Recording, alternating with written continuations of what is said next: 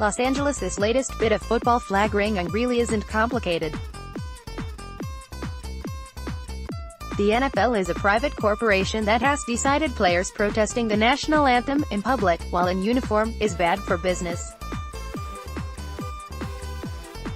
The NFL is also a publicly consumed entity that doesn't want to be viewed as completely stifling freedom of expression. So, on Wednesday, NFL owners approved a new national anthem policy that requires players to stand when they are on the field but gives them the option to remain in the locker room without repercussion. It's a decent compromise to an indecently messy situation. Remove the rhetoric, examine the bottom line, and understand that this divisive issue is actually about the one simple thing that everyone understands: it's all business.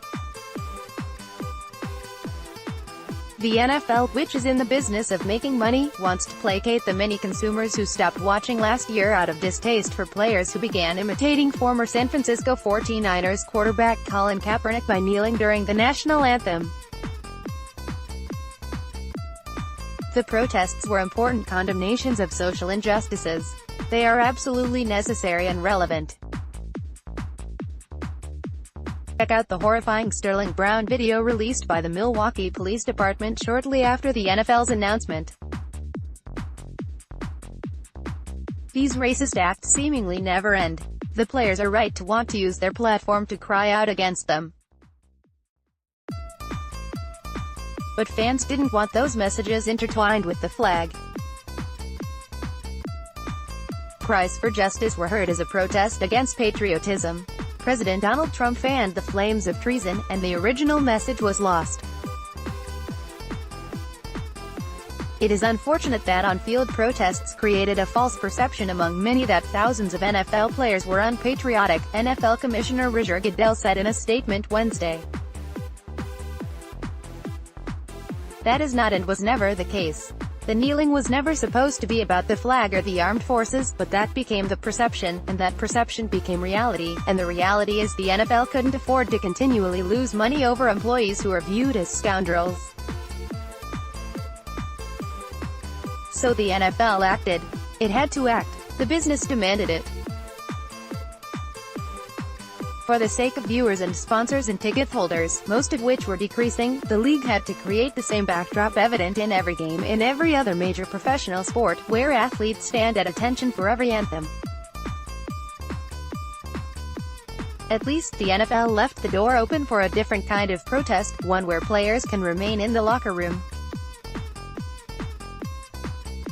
It won't have the same effect as a public anthem protest, but the players can make a statement with a unified walk out of that locker room. Easy for me to say, but while they've lost one avenue for their message, there are perhaps other places for the players to make their voices heard.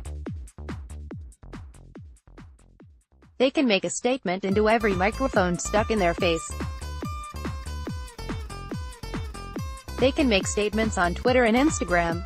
They can make statements throughout everyday life the way NBA and WNBA players have made statements. Maybe they don't need those 2 minutes of a national anthem to make an enduring proclamation.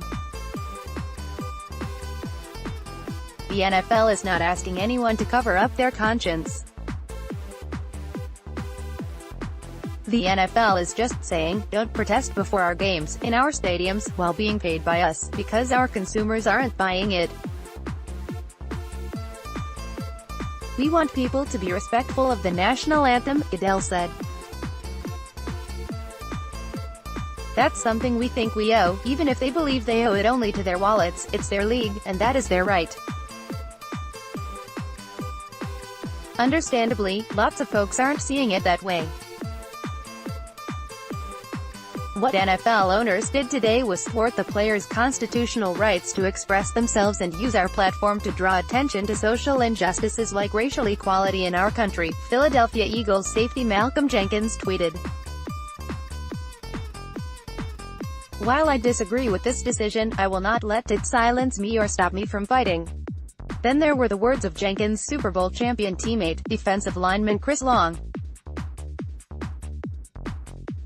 I'm someone who's always looked at the anthem as a declaration of ideals, including the right to peaceful protests, Long tweeted. Our league continues to fall short on this issue. Both players make good points, but the NFL trumps that every time an owner signs one of their paychecks. Football may be our new national pastime, a powerful unifying force, our weekly town hall, as American as those who protest the injustices found throughout America. But business is business.